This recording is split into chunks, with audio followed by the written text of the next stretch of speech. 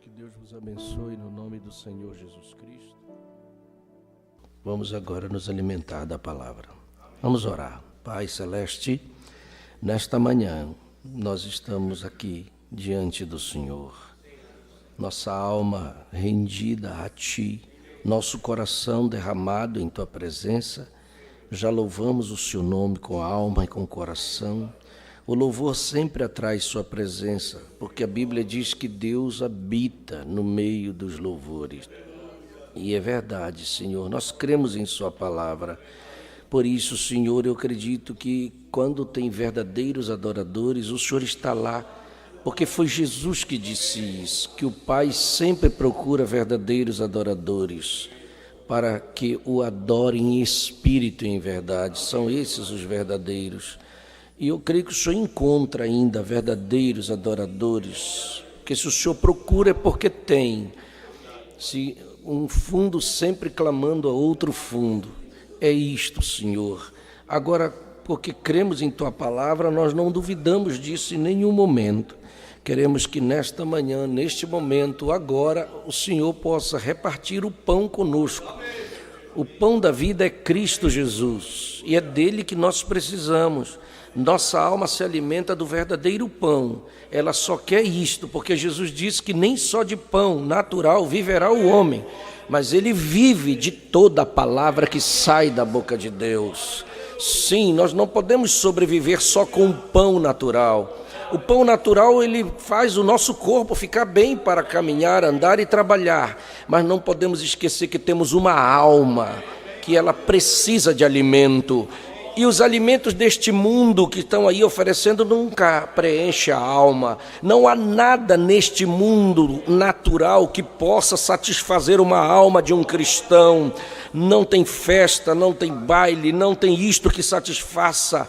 A única coisa que a alma quer é a sua palavra, porque ela foi criada para isto. E quando estamos nos alimentando da palavra, nos sentimos bem.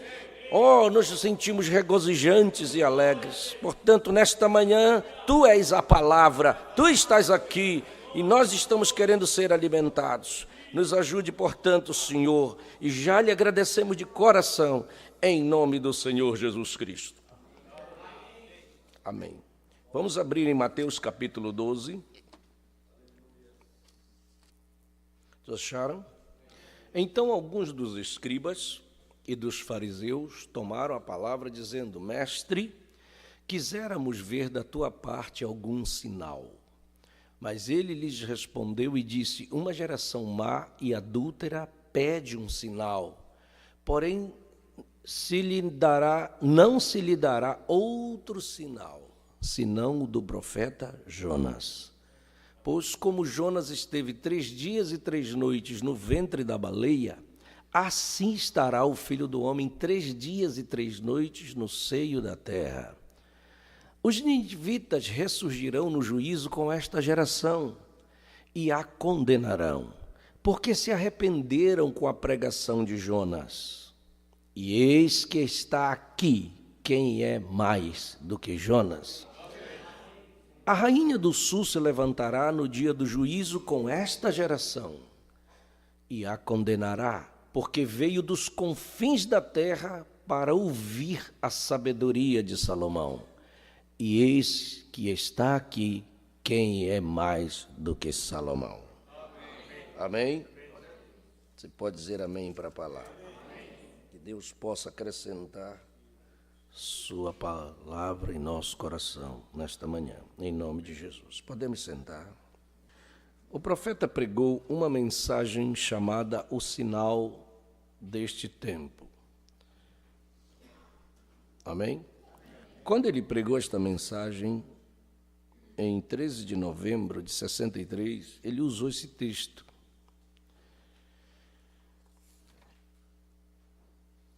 E nós sabemos de uma coisa, e vamos aprendendo e vamos agora rebatendo o prego, para que tudo fique bem firme. Deus nunca faz nada sem um sinal. Amém? Nada Deus faz sem um sinal. Quando ele destruiu este mundo com o dilúvio, por causa do pecado dos homens, Deus foi obrigado a fazer aquilo. Ele não queria fazê-lo, mas o pecado o levou a tomar aquela atitude.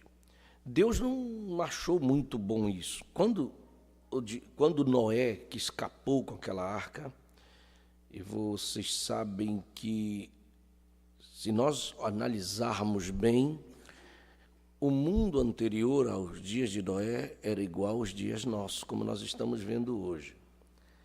Não é? Se você for para Gênesis 6, você vai olhar. Versículo 1, você vai encontrando isto na Escritura. Olha só. E aconteceu que, como os homens começaram a multiplicar-se sobre a terra, sobre a face da terra, e lhes nasceram filhas, versículo 2 diz: viram os filhos de Deus que as filhas dos homens eram formosas, e tomaram para si mulheres de todas que escolheram. Veja que eles tomaram mulheres, não tomaram filhas. O profeta destaca isto. Muito bem. Agora, versículo 5 deste mesmo capítulo diz: e viu o Senhor que a maldade do homem se multiplicara sobre a terra, e que toda a imaginação dos pensamentos de seu coração era só má continuamente. Eu pergunto, olhe para os nossos dias, não é a mesma coisa? Os homens não se multiplicaram, eles continuam agindo do mesmo jeito. Você vê que toda a imaginação de pensamentos humanos hoje é a mesma, só má continuamente, é a mesma coisa. Você não vai ver que não tem diferença. O mundo daqueles tempos, antes de Noé, há tantos 1000 anos atrás, e hoje é a mesma coisa. Você vai ver a mesma maldade, as mesmas imaginações, os mesmos pensamentos. Agora, nunca esqueça disso. Você vai olhar que, no meio de... Versículo 6, veja só para a gente poder concluir isso aqui.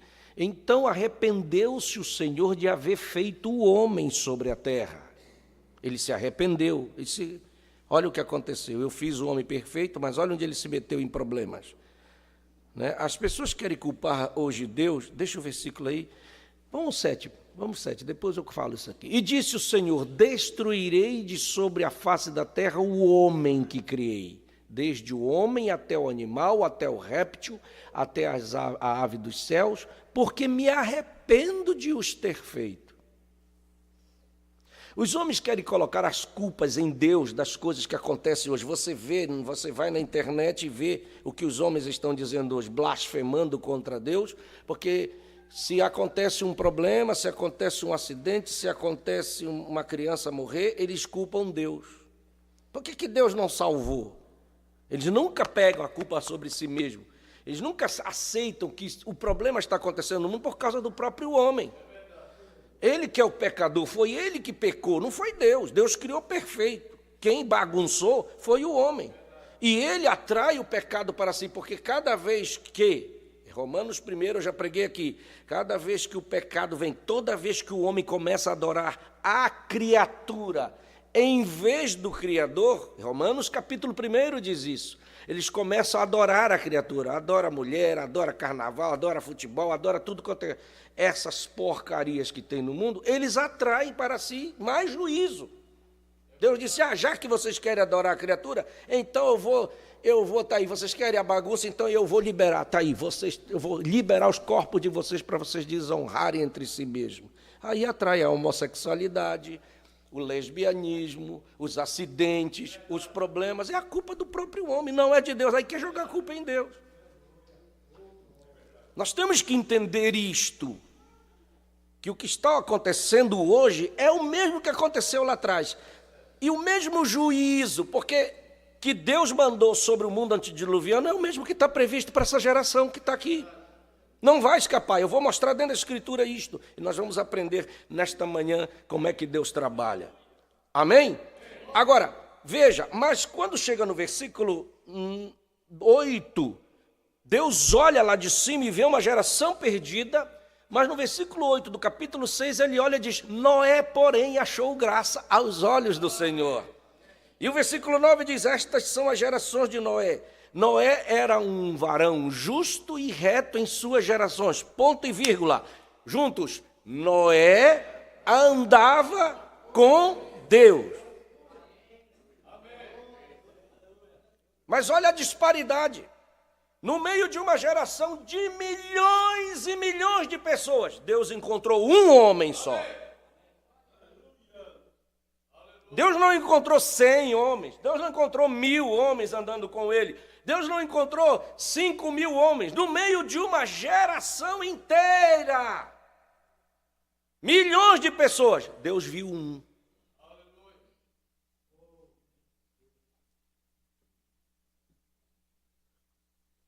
Comece a pensar bem nisto, aí ele manda um juízo, agora você vai ficar mais chocado, você que está aqui esta manhã, porque quando Deus encontra um homem que anda com ele, ele vem encontrar com este homem.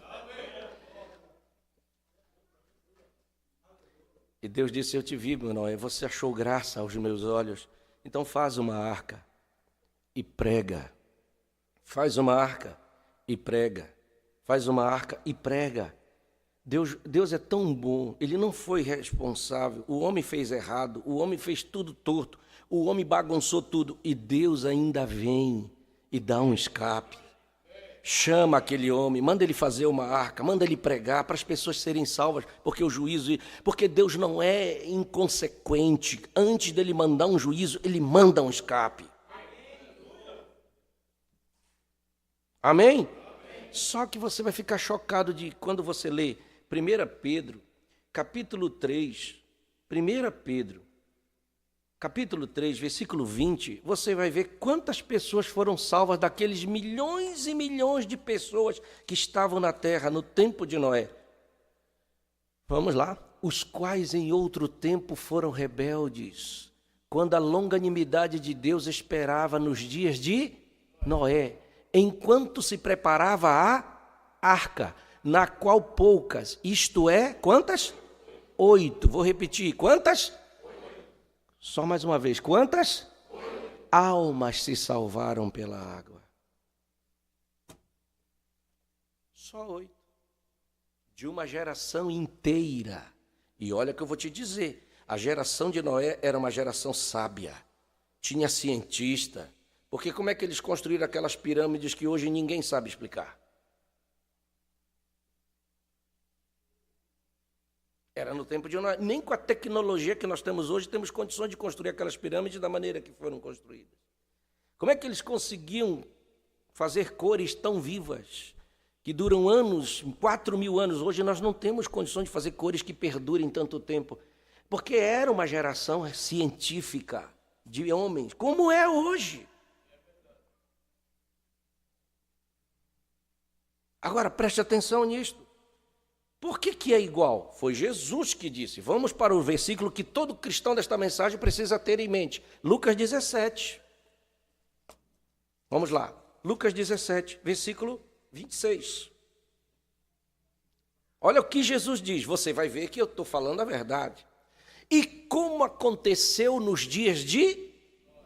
assim será também nos dias do Filho do Homem. Vamos ver. O que é que eles comiam? O que é que eles faziam? Eles comiam, bebiam, casavam, davam-se em casamento. Vamos parar até aí? Não é a mesma coisa hoje? Os pessoal não quer só saber de comer, beber. Quem casa, casa. Quem separa, separa. Quem junta, se junta. Foi Jesus que disse isso. O dia de Noé é igual hoje. Até o dia em que Noé entrou na arca e veio o dilúvio e consumiu a todos.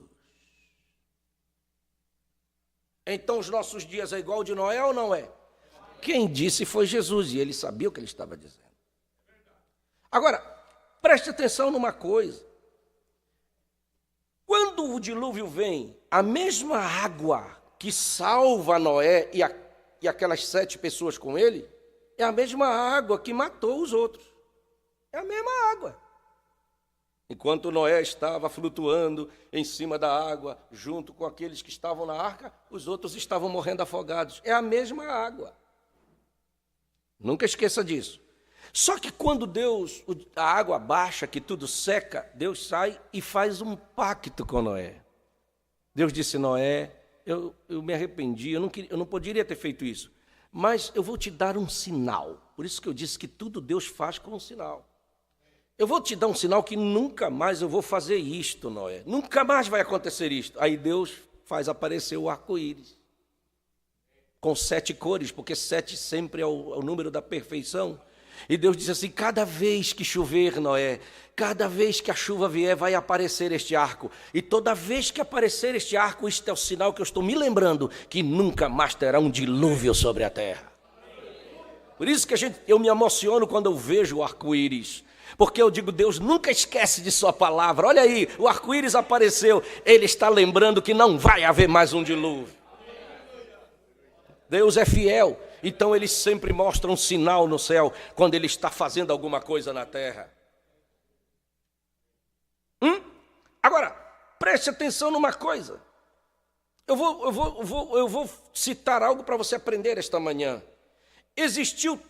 O profeta prega que existiu três fases no ministério de Noé. Uma, o profeta diz, quando ele estava pregando para as pessoas. Era a primeira etapa. A segunda etapa do ministério de Noé foi quando ele constrói a arca. Então, a primeira, ele estava pregando. A segunda, quando ele estava construindo a arca. Mas a terceira etapa do ministério de Noé foi uma etapa que você talvez, não sei se prestou atenção, mas está em Gênesis, capítulo 7, versículo 10. É a terceira etapa do ministério de Noé. Vamos ver qual é? Gênesis 7, versículo 10. Vamos juntos?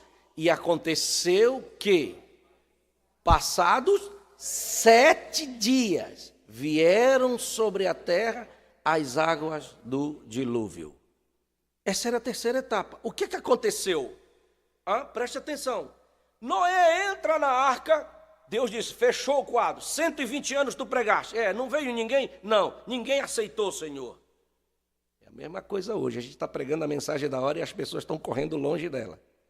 Porque nós não estamos pregando uma religião, uma igreja, nós estamos pregando a mensagem, como ela é, a palavra. E as pessoas não querem saber disso. Elas querem muitas vezes o milagre, mas seguir a palavra como ela é, não, isso não dá para mim, eu não consigo. Bom, isso é uma questão muito séria. Aí acabou o tempo, Noé, 120 anos. Quem é? Tua família? Entra os animais aceitaram, graças a Deus. Entraram todo mundo. E eu pergunto para você, quem foi que fechou a porta da arca? Você sabe pela Bíblia que foi Deus. A Bíblia diz, o Senhor trancou. Então Noé não tinha a chave.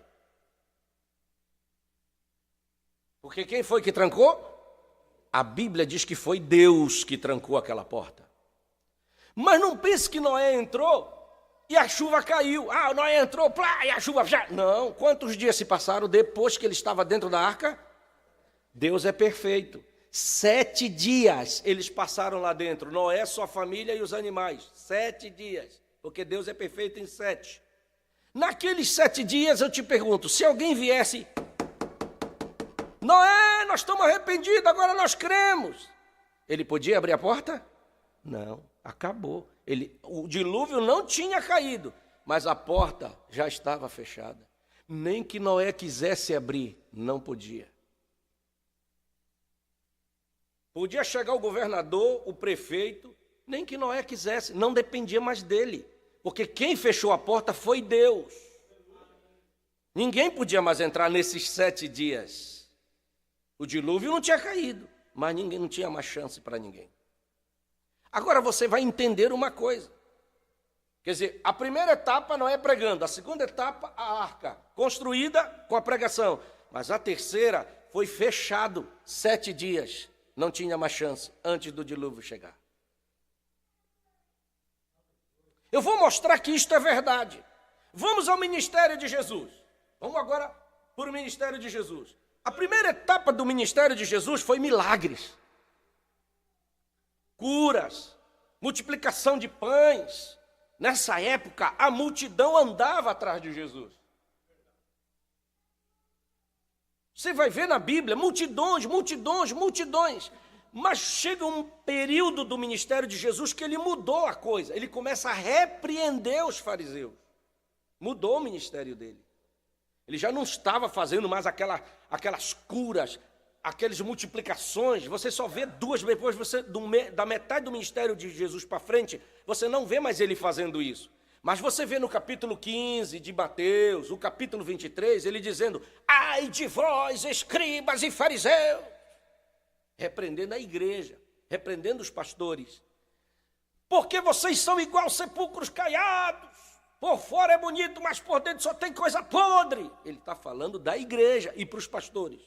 Nessa segunda fase do ministério de Jesus, é aquela fase que ele chega na igreja e sai chutando tudo.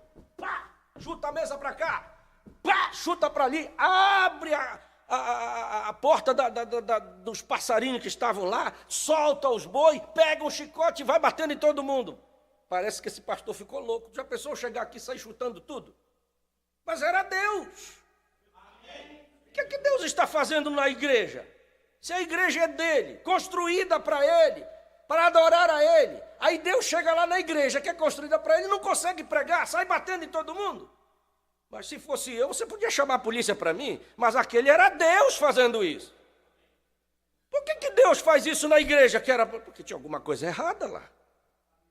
Estavam vendendo, comprando, vendendo Deus, vendendo boi para fazer sacrifício, usando o nome de Deus para ganhar dinheiro. Bom, qualquer semelhança é mera coincidência, né?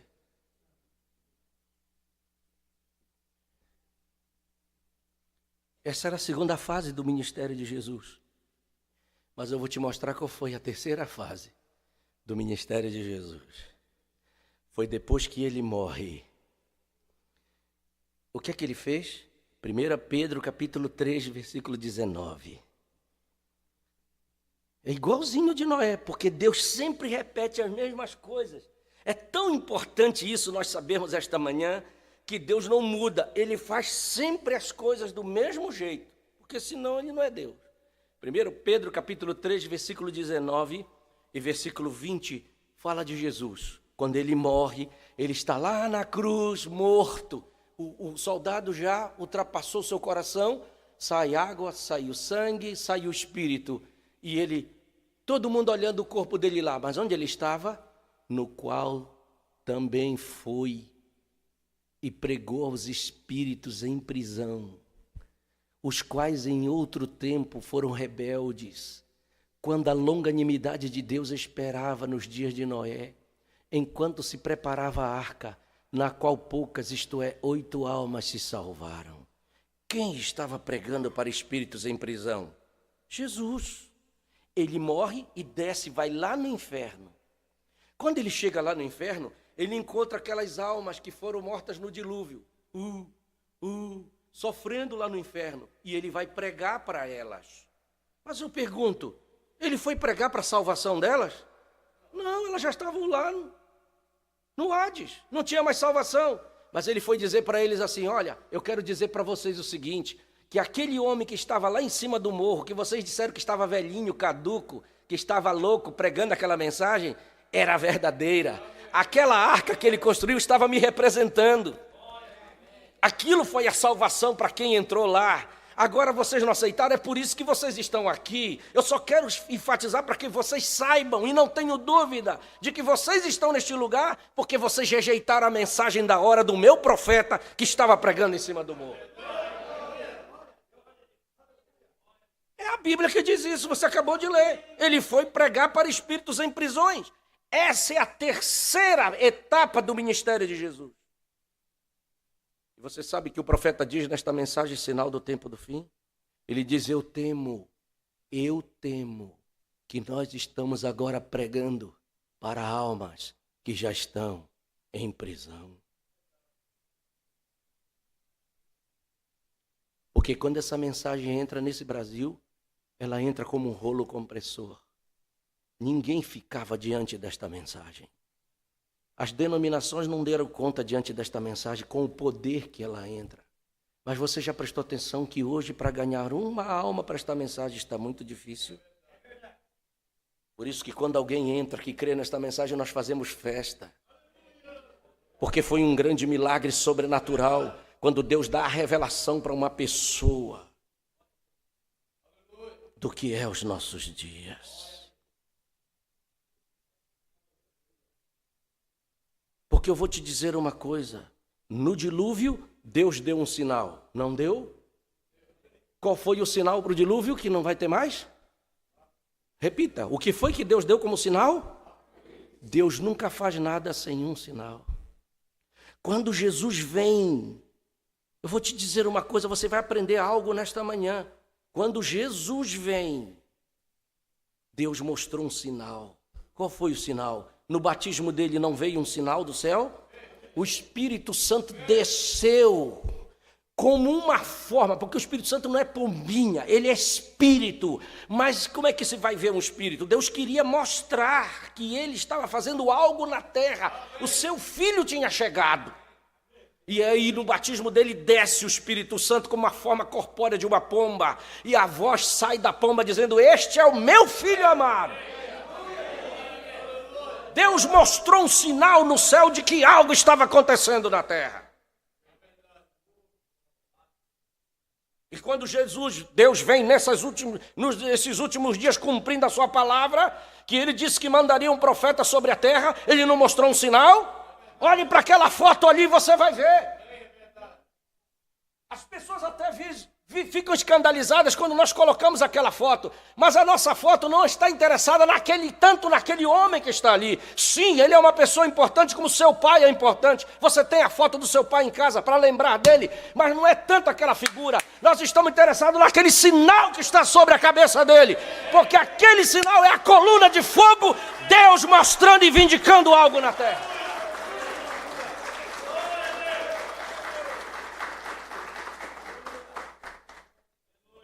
Agora você precisa saber por que era importante o William Branham estar na terra.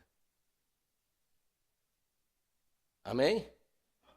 Porque Amós capítulo 3, versículo 7. Vamos bater esse prego aqui esta manhã. Tem pessoas aqui que precisam saber disso.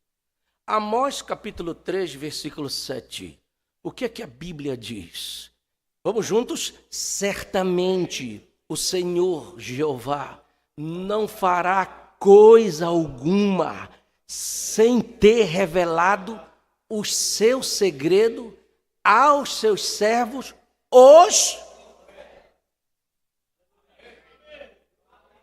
Ele não faz nada. Se a Bíblia diz que ele não faz nada, ele tem que cumprir o que está escrito.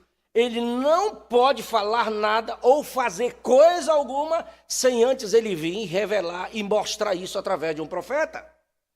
Vamos para a Bíblia? Ele quis mandar um dilúvio, o que é que ele mandou na terra? Noé, um profeta, pregando. Gente, vai vir um dilúvio. Nem chovia no tempo de Noé. A Bíblia diz em Gênesis 1 que só um orvalho caía à noite para regar a terra, molhar as plantas. Mas chuva não tinha na terra até o tempo de Noé, não chovia. Agora Noé não está pregando uma chuva, não está pregando um temporal, ele está pregando um dilúvio. Você acha que as pessoas iam crer? Tiveram que rir dele. Coitado desse velho, ficou louco, de que vai chover e está preparando um barco para todo mundo entrar, porque vai haver um dilúvio. Começaram a rir, zombar. Isso é ridículo, nem chove. Como é? Nós temos cientistas que nós podemos mandar lá em cima e saber que não tem um pingo de água lá no céu. Tinha que rir mesmo, porque a mensagem de Noé era ridícula. Mas no final Deus mostrou quem estava com a verdade. Mas Deus cumpriu sua palavra. Ele deixou um profeta pregando na terra 120 anos, uma mensagem que era estranha para todo mundo, estranha, ridícula para todo mundo, mas ele provou que ele era Deus. Amém? Quando Deus quis tirar o seu povo do Egito, o que é que ele faz? Manda um profeta, Moisés. Porque Deus não pode fazer coisa alguma sem antes fazer do jeito como ele programou, porque Deus não pode mudar. Aí veio o profeta Moisés e prega no Egito, as pragas caem, mas o povo sai com a mensagem de Moisés. Quem saiu com a mensagem de Moisés foi para a terra prometida, não é? Foi abençoado. Quem ficou, o juízo caiu. Porque eu vou te dizer, grave isto nesta manhã. Eu vou te mostrar biblicamente, já estamos mostrando. Depois da mensagem de um profeta, quem aceita é salvo. E os que ficam, um juízo vem.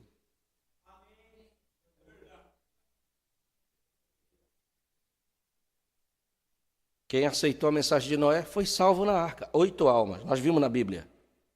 Quem ficou, juízo, morreu. Quem saiu com Moisés para o deserto foi salvo com a sua mensagem. Quem ficou, juízo em cima deles, naquele Egito que ficou. Amém? Agora, Moisés falou de um profeta. Deuteronômio capítulo 18, versículo 15. Vamos lá? Vamos lá adiantar? O Senhor, olha Moisés profetizando, ele era um profeta. O Senhor teu Deus te despertará um profeta do meio de ti, de teus irmãos, como eu, a ele ouvireis. De quem ele está falando? De que profeta é esse que Moisés está falando? De Cristo. Moisés está falando quando ele está falando desse profeta, ele está falando de Cristo, que Deus ia mandar. Agora você vai aprender uma coisa nesta manhã muito importante. A ele ouvireis. Ele está falando de Jesus. Por isso que quando Jesus chega na terra, qual era o ministério que ele tinha que desenvolver na terra? E o que é filho do homem na Bíblia? Um profeta. Quer ver como Deus trata os seus profetas como filho do homem? Ezequiel capítulo 2, versículo 1. Ezequiel não era um profeta? Da Bíblia? Como é que Deus fala com ele? No capítulo 2, versículo 1. E disse-me, olha ele contando, e disse-me, filho do homem, põe-te em pé e falarei contigo. Então o filho do homem na Bíblia é toda vez que aparece um profeta na Bíblia, ele é tratado como filho do homem. O ministério de Jesus, muito embora ele fosse filho de Deus, mas o ministério que ele desenvolveu era profético. Por isso que em Lucas 19, versículo 10, deixa eu ver se é isso. Lucas 19, versículo 10, olha como ele se referia a ele mesmo. Ele nunca disse para o povo, eu sou o filho de Deus, eu estou aqui, não.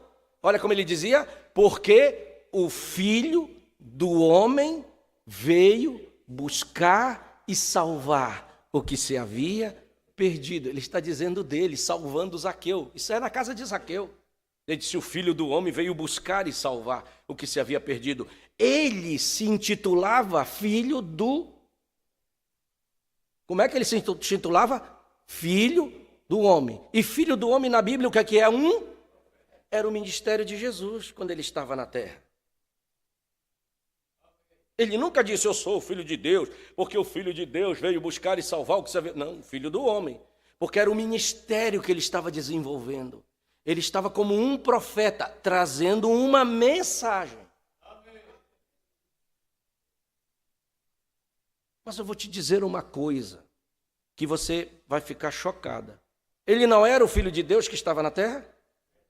Se os judeus prestassem atenção na Escritura, eles iam pensar, bom, vamos olhar, o Moisés prometeu que vinha um profeta na terra e que nós tínhamos que ouvir a ele. Se ele prestasse atenção em Isaías profetizou, um menino nos nasceu. Isaías também profetizou, uma virgem conceberá. Mas quando Maria aparece grávida, ela era virgem. Uma menina de 18 anos, virgem, grávida. Em vez deles irem para a Escritura e olharem, está se cumprindo Isaías 7,14. Não, eles não viram. Sabe o que é? Ela foi dar uma volta na casa da prima Isabel, passou 3 meses lá, deve ter se metido com um homem por lá, voltou grávida. E o pior é que ela veio falar o José, que é do Espírito Santo. Aí sabe o que eles chamavam de Jesus? Filho de prostituição. Olha aí. Não é eis que uma virgem conceberá e dará à luz um filho e será seu nome Emanuel? Estava na Bíblia. E Deus tinha que cumprir sua palavra. E Deus cumpre ela quando ele fala. A virgem concebeu. Mas eles olharam assim e disseram, não, isso é coisa errada que tem nessa barriga. Tanto é que eles não aceitaram, que no capítulo 12 de Mateus, você vai encontrar, no versículo 24, uma blasfêmia deles. Quem blasfemou? A igreja blasfemou. Quem blasfemou? Os pastores. Mas os fariseus, ouvindo isso, diziam, este, que é Jesus, não expulsa os demônios, senão por Beelzebu, príncipe dos demônios. Chamaram Jesus de demônio. Não somente de demônio. Ele era o maioral dos demônios. Foi isso que a igreja disse dele. Pergunto para você, vamos conversar aqui baixinho. O que é que estava vendo com aquela igreja? Se eles estavam com a Bíblia na mão, todos os sábados, todos os dias. Os fariseus carregavam até os filactérios, que eram umas caixinhas com as porções da Bíblia. Lá na rua eles puxavam para ler, então eles não deixavam de ler, eles liam quase toda hora. E eles sabiam que o Messias vinha, só que o Messias estava na frente deles, nascendo de uma virgem, e eles olharam para o Messias e disseram, isso é Beelzebu, é o príncipe dos demônios.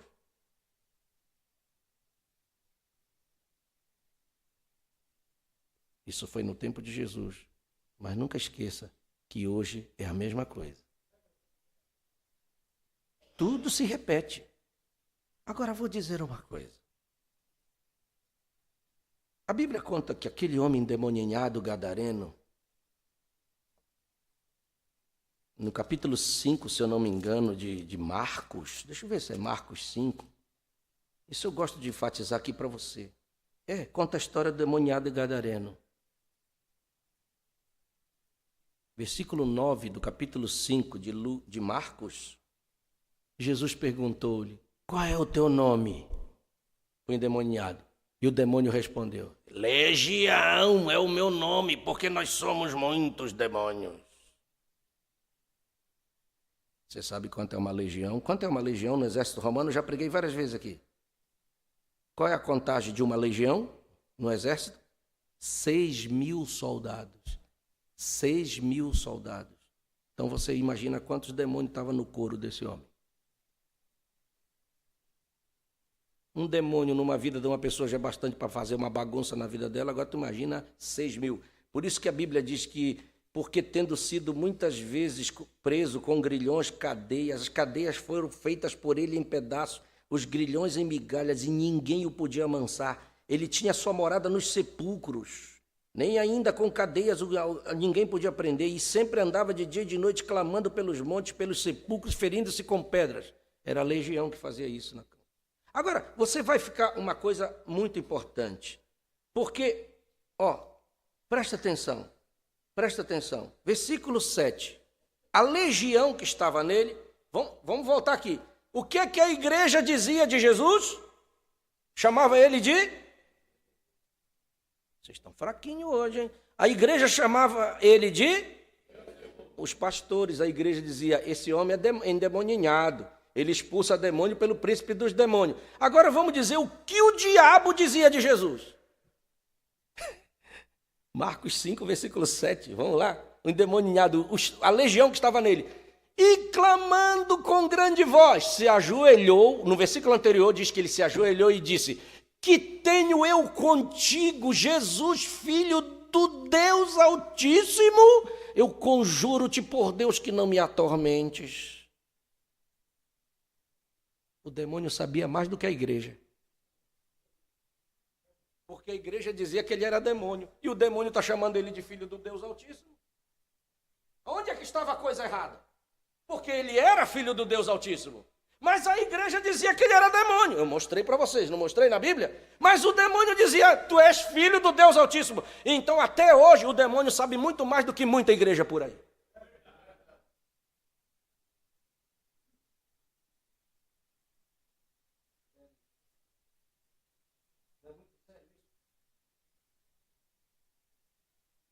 Bom, isso é só para mostrar para você o ministério que estava sobre Jesus. Qual era o ministério que Jesus estava desenvolvendo? O que é filho do homem? Um profeta. Era o ministério de Jesus.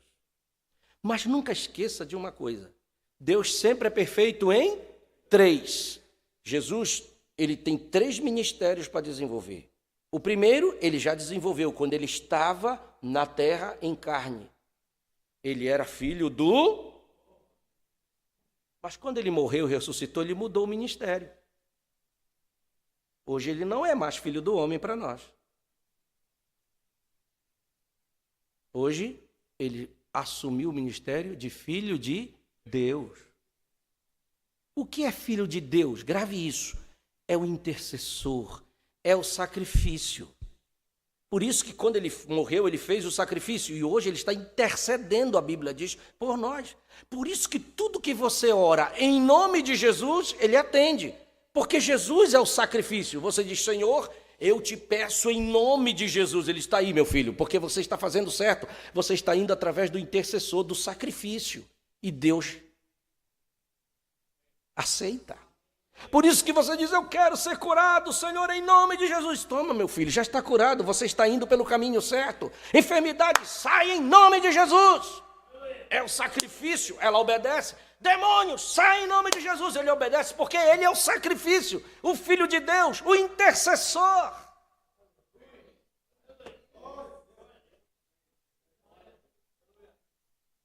Mas daqui a mais uns dias ele vai mudar o ministério. Quando essa igreja sair, quando essa noiva sai desta terra, aí não precisa mais de intercessor, não precisa mais de sacrifício. Porque o sacrifício é para salvar, o sacrifício é para curar, o sacrifício é para libertar. Foi para isso que ele fez o sacrifício. Mas quando terminar a sua obra, que essa noiva, que nós estamos nos preparando para sair daqui, aí ele muda o ministério. Aí ele muda para filho de... Como está previsto nas profecias, não dá tempo de nós mostrarmos tudo na Bíblia, mas a Bíblia diz que daqui uns dias, daqui para frente, ele mudará o ministério para filho de Davi, porque ele sentará no trono de Davi, seu pai, para estabelecer uma coisa que nós estamos esperando, que se chama milênio, que o milênio é o reinado de Deus nesta terra, para mostrar para esses governantes que são trapaceiros, corruptos, ele vai mostrar como se reina neste mundo de verdade, sem corrupção, sem problema. Oh, há uma esperança para nós. Não desanime. Você está desanimado com os governos deste mundo? Não, virá um governo correto aí. E nós reinaremos com ele, a Bíblia diz. 1000 anos. Aí ele será filho de Davi. Filho de Davi. Ele muda o ministério para filho de Davi, porque ele reinará no trono, lá em Jerusalém. É lá em Jerusalém. Davi não reinou lá em Jerusalém por um bom tempo? Ele reinará em Jerusalém, sentará no trono. Só que não é nessa terra aqui, não.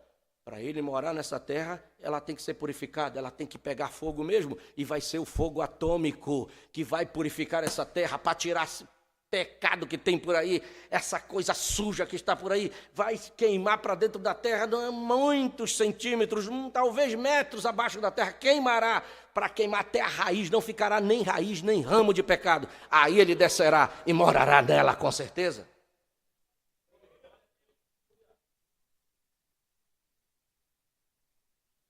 Cinco minutos. Está gostoso?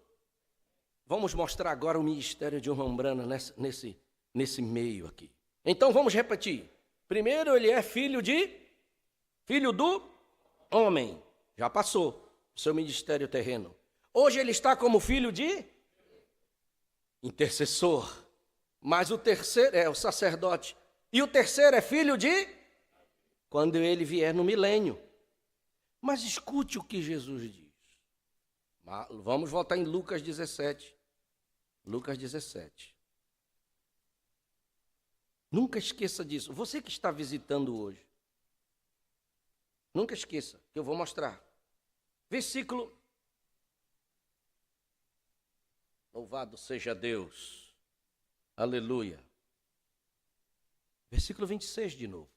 E como aconteceu nos dias de Noé, assim será também nos dias do Filho do Homem. Aí você olha os dias de Noé, você olha, mas é os nossos dias.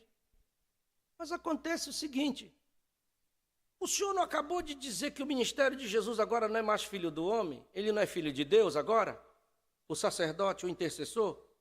Como é que Jesus está dizendo que os dias de Noé seriam igual nos dias da vinda do Filho do Homem? Esse Filho do Homem, o que é Filho do Homem na Bíblia? Mas hoje Jesus não está mais como Filho do Homem. Hoje ele está como Filho de Deus. Então como é que se encaixa isso aí? É um ministério que teria, nesse governo de Filho do Homem, Deus ia abrir um espaço para a manifestação de um ministério do Filho do Homem na terra, de um profeta. Por que Deus teve que abrir esse espaço entre esse ministério de Filho de Deus? Ele teve que abrir um espaçozinho para novamente uma intercessão do ministério de um Filho do Homem, que é um profeta na terra. Eu vou mostrar na Bíblia para você, porque Deus prometeu em Malaquias, quando ele está encerrando o cânon do Velho Testamento, Malaquias 4, versículo... Vamos ler Malaquias 4, versículo 1? Vamos ver do que fala. Malaquias 4, versículo 1. Porque eis que aquele dia vem ardendo como forno. Que dia é esse?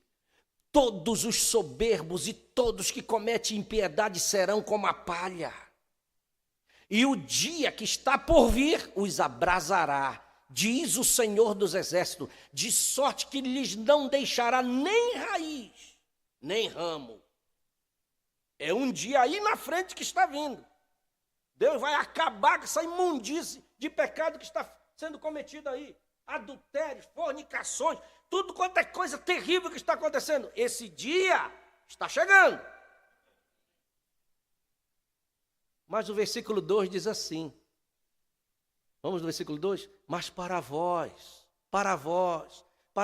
os que temeis o meu nome, nascerá o sol da justiça, e salvação trará debaixo das suas asas, e saireis e crescereis como os bezerros do cevadouro. Aleluia! Você vai ver que tem um dia que está chegando aí, que enquanto está queimando aqui a imundícia, e todos que cometem imundícia, mas terá um povo que estará saltando como um bezerro, adorando a Deus em algum lugar.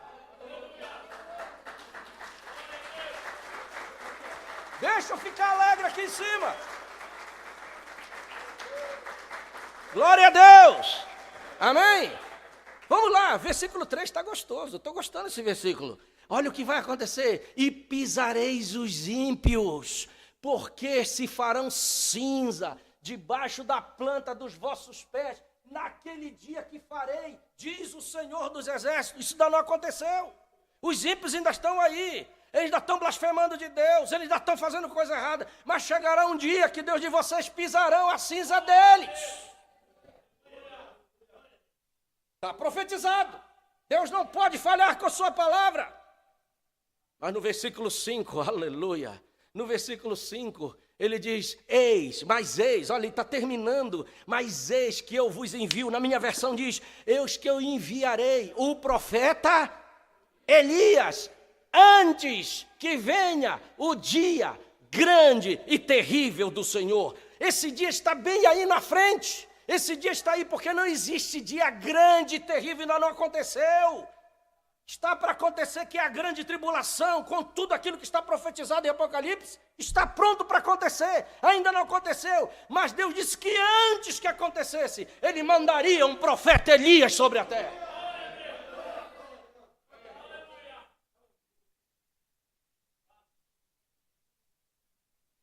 E uma das coisas que esse profeta faria, ele converteria o coração dos filhos aos pais, que é os apóstolos. Agora você vai entender. Você vai entender o William Branham na Bíblia. O William Branham está aqui. Ele está em Malaquias 4:5. Porque Deus prometeu. Não quer saber se a igreja fulana acha que é certo, que é errado. Deus não está nem aí. Para o que o bispo está falando, para o que o, sei lá, se apóstolo, ancião, seja o que for que falar, Deus não está nem aí. Ele vai cumprir o que está escrito. Foi ele que falou que mandaria. Ele não pode falhar. Aí um dia, Jesus faz um ensaio da sua vinda. Sabe o que é ensaio? Ensaiando a vinda dele. Diz assim, discípulos, eu vou ensaiar. E ele pega 3, porque Deus é perfeito em 3. Pedro, Tiago e João. Fé, esperança e amor. Glória a Deus, aleluia. Deus é perfeito em 3. Pega Pedro, Tiago e João, vamos aqui. Eu sou perfeito em 3. Deixa os 9 aí, vamos lá para cima. Eu vou fazer um ensaio para vocês. Capítulo 17 de Mateus. E ele chega lá, começa a se transfigurar, sua veste fica branca, resplandecente.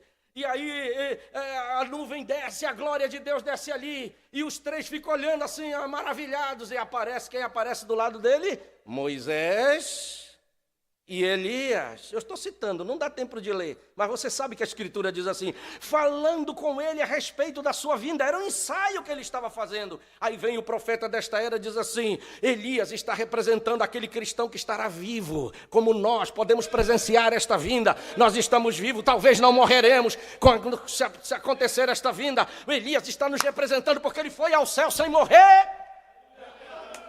Mas Moisés morreu e o profeta diz que Deus o ressuscitou. Ele está representando os nossos irmãos que já foram, morreram, mas que no momento da vinda de Jesus serão ressuscitados e sairão da sepultura. Oh, glória! Aleluia!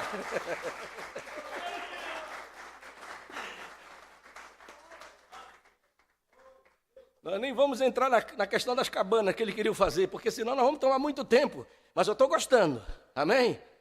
Aí, por que eu estou dizendo tudo isto? Eles queriam ficar lá em cima, Senhor, nós queremos ficar aqui. Jesus disse, não, tudo bem. Aí termina de repente. Mas quando termina, os discípulos vão adiante pensando na sua vinda. Ele está fazendo o ensaio da sua vinda. Eles entenderam, porque isso é revelação. Eles viram Elias representando os cristãos que estarão vivos. Ele viu Moisés, os que morreram e ressuscitaram. É a sua vinda, é a sua vinda. Aí quando chega em Mateus 17, lá adiante eles descem do monte. Aí eles chamam Jesus no particular. Jesus, nós entendemos aquilo que o Senhor mostrou lá em cima. Era a sua vinda. Vamos lá. Mateus 17, versículo 10. Aí ele diz assim, mas nós queremos lhe fazer uma pergunta. Sabe o que os escribas estão dizendo? Os seus discípulos o interrogaram, dizendo, por que dizem, então, os escribas que é mistério, quer dizer, que é necessário que Elias venha primeiro? Por que os escribas, pastores, estavam perguntando? Porque Deus tinha profetizado em Malaquias. E os discípulos, os escribas sabiam, os pastores sabiam que a profecia estava lá. Aí disseram, o senhor está falando da sua vinda. Mas espera aí, tem uma coisa lá em Malaquias que diz que antes tem que vir o Elias. Aí olha o que Jesus diz no versículo 11. Ele diz, Jesus respondendo e disse, em verdade, isso é verdade, Elias virá primeiro e restaurará todas as coisas. De quem Jesus está falando há 2000 anos atrás?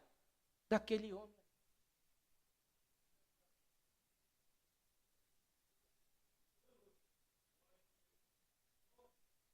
Não era o William Branham. As pessoas tropeçam em William Branham. As pessoas têm um homem. Mas se vai ser um anjo que tem que descer. Qual foi o profeta que foi um anjo que veio do céu? É um homem. Elias foi homem, Jeremias foi um homem, Isaías foi um homem, Noé foi um homem, Moisés foi um homem. Todos foram homens como nós. Por que não tem que ser uma coisa diferente? Tem que ser um anjo que tem que descer. Claro que tem um anjo no sentido espiritual. Mas Deus não está preocupado tanto com o homem, com a figura, mas é com o ofício que Ele coloca. Nesta manhã, quem está pregando para você não é o irmão Jorge, é o ofício que está aqui, que é divino, para cuidar de você, que é dele.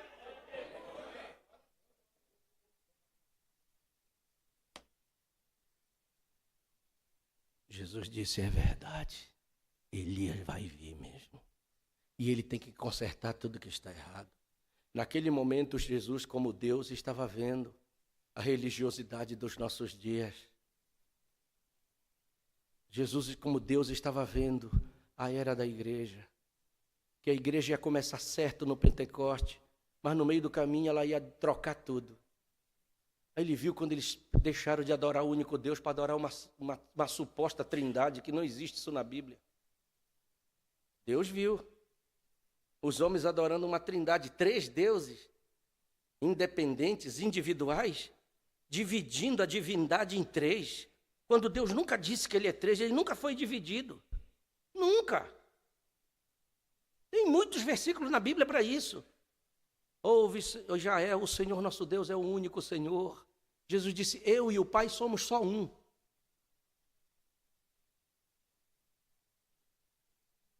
Senão a gente ia citar aqui versículo a manhã inteira. Não existe, mas a igreja mudou. Quem mudou isso? Foi Deus? Não, o homem que muda. Aí como eles começaram a crer em 3 deuses, começam a batizar diferente.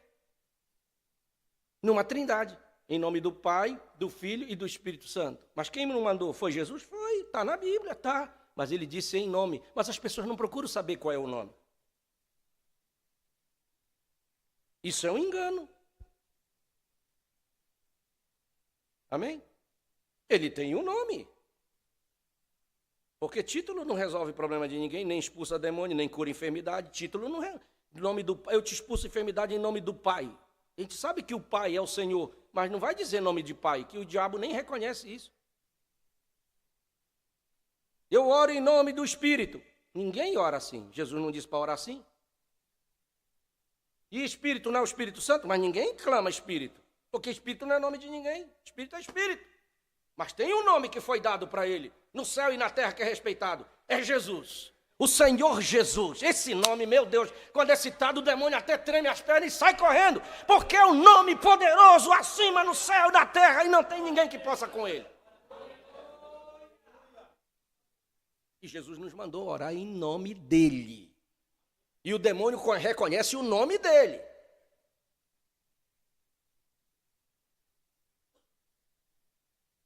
Eu já estou terminando. Preste atenção. Jesus disse, como foi nos dias de Noé, assim será também nos dias do Filho do Homem. Mas ele não está dizendo dele. Porque o ministério dele hoje, nos dias da sua vinda, ele está como Filho de Deus. Mas para cumprir Malaquias, para cumprir Mateus 17, ele abriu uma janelinha. Porque ele precisaria do ministério de profeta nos últimos dias para consertar as coisas. Toda vez para consertar não tem que ser através de um profeta? É isso que eu estou provando esta manhã para você. Se no tempo de Noé teve que ser um profeta, no tempo de Moisés era um profeta, quando Acabe casa com a prostituta Jezabel, ele manda o profeta Elias para consertar? Porque tinha 850 profetas que eram do Senhor, mas estavam comendo da mesa de Jezabel e profetizavam de acordo com o que ela gostava e adoravam Baal também. Mas Deus tinha um Elias lá para dizer, não é assim, para consertar a coisa, consertar o altar, trazer tudo para o que era original. Quando Deus queria mandar aquele povo para o cativeiro que estava pecando, ele mandou o profeta Jeremias.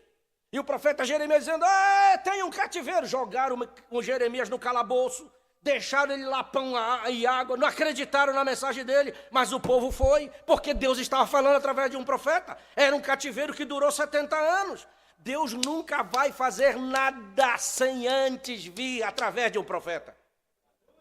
Quando ele quis dar um filho quando ele quis destruir Sodoma e Gomorra, Ele não desceu num corpo de carne? Gênesis 18, Deus criou um corpo de carne e entrou dentro dele, fez outro corpo de desembarca aqui, Gabriel. Fez um outro corpo de desembarca aqui, Miguel. Onde nós vamos, Senhor? Nós vamos visitar o meu servo Abraão. Ele é meu profeta. E eu não posso destruir Sodoma e Gomorra se eu não contar para ele.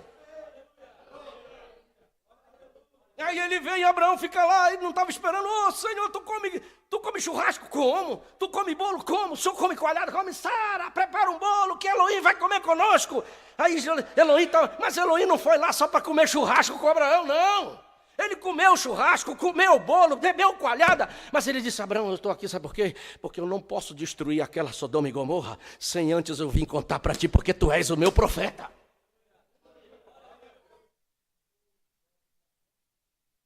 Deus não podia destruir essa Sodoma que está aí diante de nós, sem antes mandar um profeta na terra para dizer que ele vai fazer isto.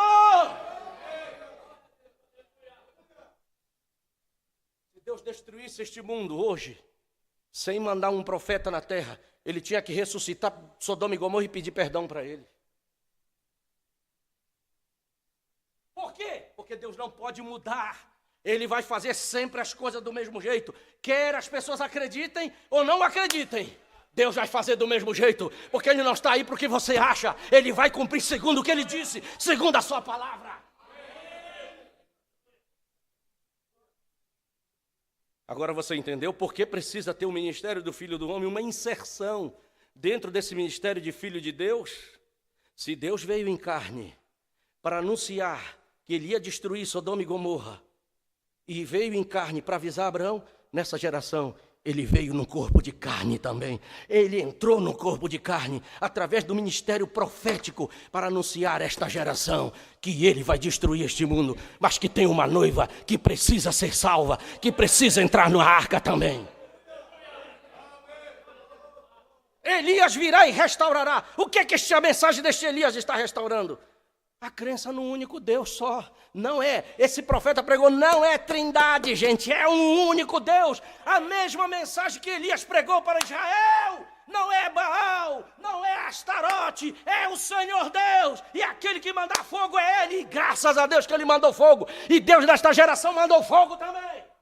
A coluna de fogo desceu.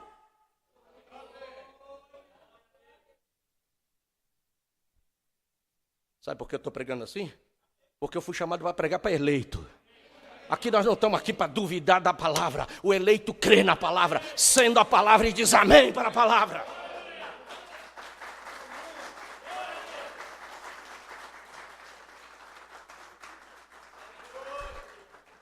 Deus veio num corpo de carne e arrumou o que estava. Porque Jesus disse que esse Elias que vinha, ele vinha para restaurar. Por isso que foi restaurada a crença no único Deus. Por isso que foi restaurado o batismo verdadeiro, como diz a Escritura, que não é em nome do Pai, do Filho e do Espírito Santo, mas em nome do Senhor. Então esse profeta veio anular o que Jesus disse? Não, ele veio confirmar, porque o nome do Pai é Senhor, aleluia. Ele veio só para dizer quem era o nome do Pai, Senhor. Quem é o nome do Filho? Jesus. Quem é o nome do Espírito? É Cristo ungido. Então ele veio para dizer, olha, a verdade, Jesus disse está certo, mas só que o nome do Pai é este. E quando você batiza em nome do Pai, Filho e Espírito Santo, só tomou um banho. Mas quando você batiza em nome do Senhor, Jesus, Cristo, você está sendo batizado em nome do Pai, do Filho e do Espírito Santo, como Jesus disse, mas aplicando o nome correto para as pessoas corretas. A Santa Ceia foi restaurada, porque no meio do caminho botaram pão de padaria com suco de uva, e abandonaram o lava-pés que Jesus disse que tem que ser feito, um mandamento, capítulo 13 de João. Mas deixaram de lado, isso aí não precisa. Mas Elias virá e restaurará todas as coisas. Eu só te pergunto uma coisa. Existe uma noiva que Deus vai casar com ela? Mas eu te pergunto, Deus vai casar com uma noiva qualquer? Uma noiva misturada com as coisas do mundo? Como é que Deus vai casar com uma noiva que ela está crendo errado, batizando errado, fazendo a ceia errado, que são os principais mandamentos da Bíblia, ela está fazendo tudo errado. Como é que Ele vai casar com ela, se ela está tudo errado das Escrituras? Tudo fora, porque foi um homem que colocou isso, e todo mundo copiou. Não pode. Como é que Deus vai casar? Você não tem como casar com essa noiva que está fazendo tudo errado. Então ele tem que mandar um ministério profético na terra. Porque a única maneira que Deus tem de arrumar as coisas é através de um ministério profético. E através desta mensagem, ele está formando uma noiva que vai casar com ela. Que esta mensagem te ensina a crer correto, batizar correto, fazer ceia correto, se vestir correto, andar correto, cabelo correto, sapato correto, tudo correto. Porque Deus tem um modelo bíblico de uma noiva que ele casará.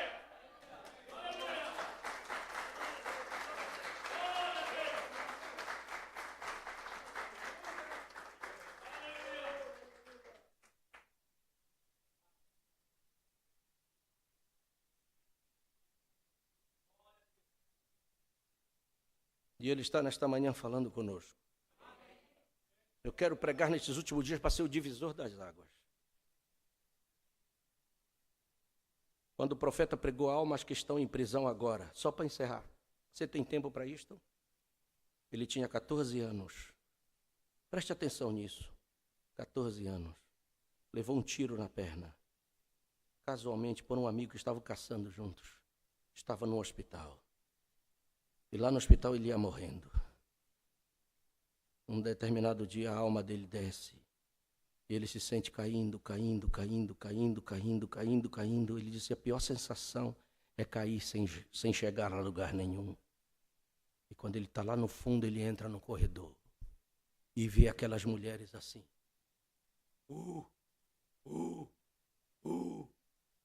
Mulheres e homens.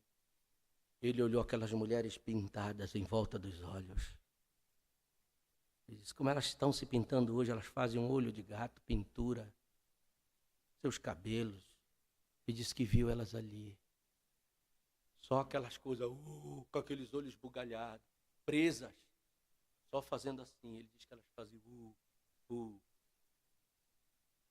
14 anos, o profeta nem crente era. E ele teve essa visão. 40 anos depois ele já é um profeta. E ele está num shopping. Eu não vou ler porque não dá tempo, mas procure a mensagem Almas que estão em prisão agora. Ele está sentado num sofá, sua esposa foi numa loja comprar uma roupa, ele estava de cabeça baixa. E ele ouvindo aquele barulho de shopping, da escada rolante subindo. E ele ouve umas mulheres falando forte, falando alto. E ele disse que aquela era até uma espanhola, ou sei lá, mexicana, falando em espanhol. E falando alto na escada. E aquilo chamou a atenção dele. Quando as mulheres chegam em cima, que ele olha para aquela mulher, ele toma um choque. E ele disse, eu já vi isso em algum lugar. Porque aquela mulher estava pintada daquele jeito que ele tinha visto lá embaixo, há 40 anos atrás. E ela está vestida exatamente, seu cabelo, suas pinturas em volta dos olhos. E ele não sabia, mas onde eu vi? Aí o Espírito Santo vem e o leva há 40 anos naquela visão. Quando ele identifica, ele tomou um choque. Ele disse, eu já vi esta mulher lá embaixo.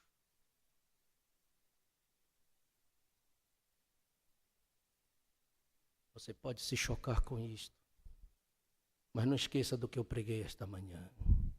Pode ser que nós já estejamos pregando para pessoas que nunca mais vão crer. Porque Noé, aconteceu isso com Noé, 7 dias, aconteceu com Jesus. E está acontecendo nesse ministério desse profeta. Tem pessoas que estão andando no nosso lado vivas, sadias e tranquilas, mas a sua teofania já é de baixo. Elas nunca vão crer nessa mensagem. Elas podem entrar na igreja, você pode pregar para elas como um anjo, elas nunca crerão. E você não vai culpar Deus por isto, porque Deus fez tudo, mandou um profeta, mandou uma mensagem, está à nossa disposição, temos uma igreja, temos irmãos conosco, tem um pastor pregando e o meu compromisso é pregar a verdade. Agora tem pessoas que a sua teofania já estão para baixo, elas entram na igreja, ouvem a mensagem e não creem nela. Mas Deus te chamou para crer nesta mensagem. Se você crê nesta mensagem é porque sua teofania está em cima, não embaixo.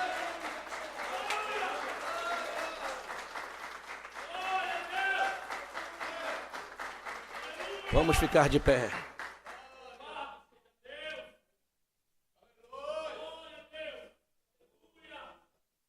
Ele está aqui esta manhã. Eu sei que Ele falou conosco esta manhã. Você pode agradecer ao Senhor nesta manhã por Deus ter tido misericórdia de ti e te dado o privilégio. Foram só 8 almas no dia de Noé.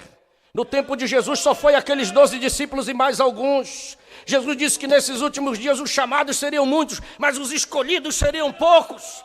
Quem disse isso foi Jesus e eu não posso desfazer o que Ele disse. Só que se você crê nesta palavra, dê glória a Deus.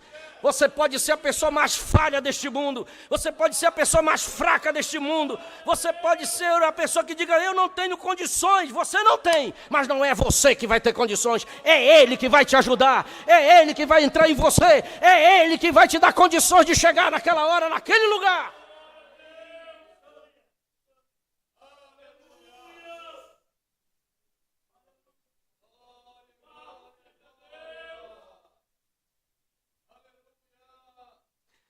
Oh, Senhor.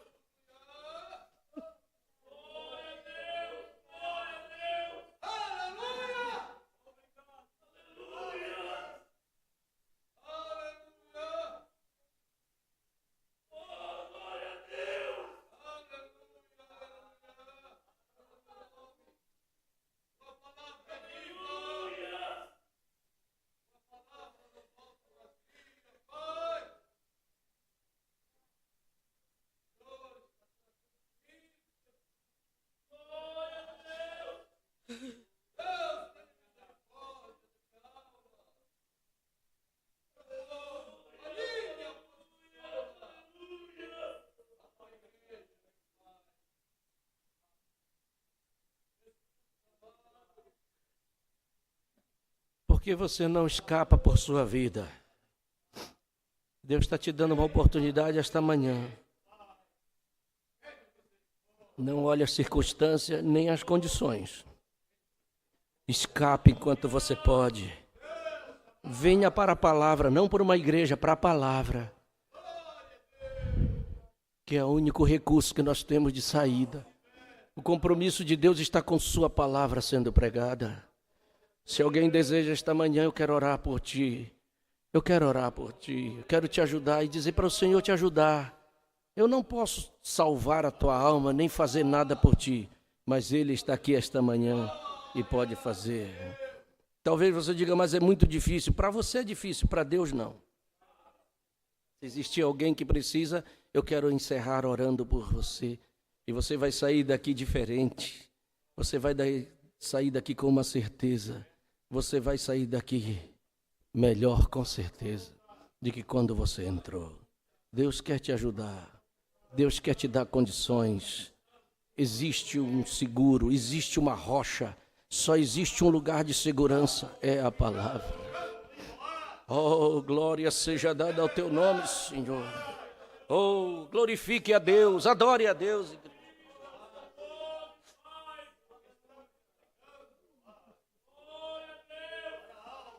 Oh, glória a Deus.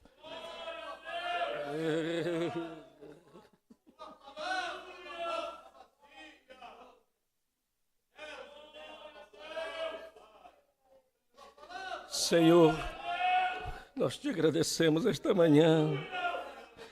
Eu quero agradecer pelo privilégio que nós temos. Aleluia.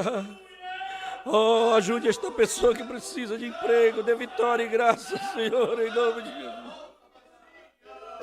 Oh, Senhor, que Tu dás a vitória para esta pessoa. Oh, que dê vitória, meu Deus, que dê graça, que seja conosco, que esteja em nossa vida, meu Pai.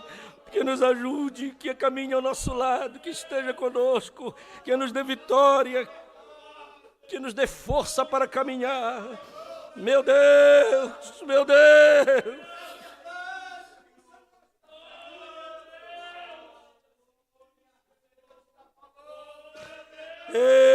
Louvado seja o teu nome, Senhor. Nós nos humilhamos aos teus pés, Senhor. Aleluia.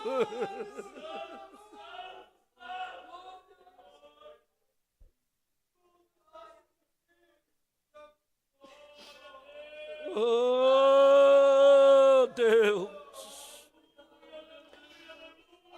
que tu confirmes tua palavra em nosso coração, que tu nos ajude e nos dê graça, Senhor.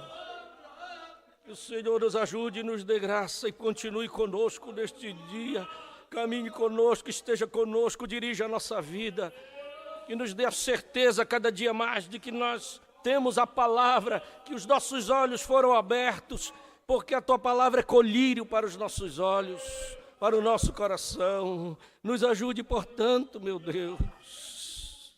Oh, meu Deus!